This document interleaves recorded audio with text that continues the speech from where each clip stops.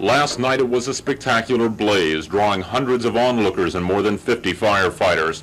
No matter how hard they fought, the wind-whipped flames would not stop eating away at the old wood-frame nursery.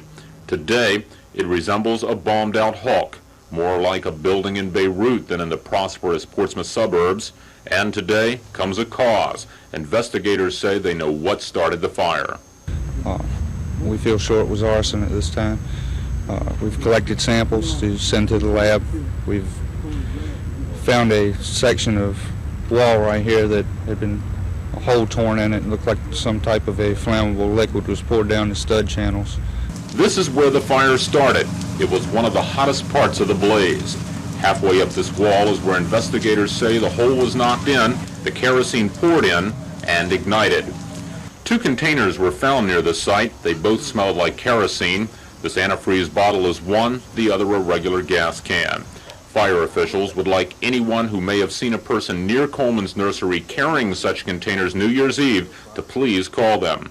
The fire destroyed most things. No one will ever again stand at this cash register and conduct business. And there are a lot of things you cannot even recognize. In the end, very little managed to escape the intense heat, only a few odd pieces of china and porcelain. But there is another side to the story. That's the people who have worked here and the people that live nearby. Kathleen Bachman reports. A little over a month ago, I was here doing another story at Coleman's nursery. At that time, I talked to one of the owners, and I asked him what he figured he had tied up in this Christmas display. He told me, but he asked me not to use it in my story. He said he was afraid thieves might try to break in and steal something. The fire wiped out what Floyd Twyford considered his way of thanking his year-round customers. Even his partner threw all the credit to Twyford, saying he was the one who was always tweaking with the mechanical toys to get them just right.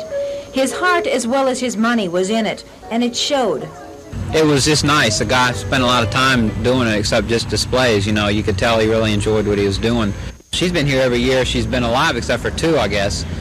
And then this one's been here. This is the second year we brought her. She's 2. So this is her second Christmas and her second trip. What was your favorite part of it? Everybody seemed to have a favorite. I thought that the snow babies was the neatest. What were they like? They looked like little mice, and they were all doing different things. Twyford had big plans for his Wonderland. Before the newest scene was added, he was planning for the next year's edition.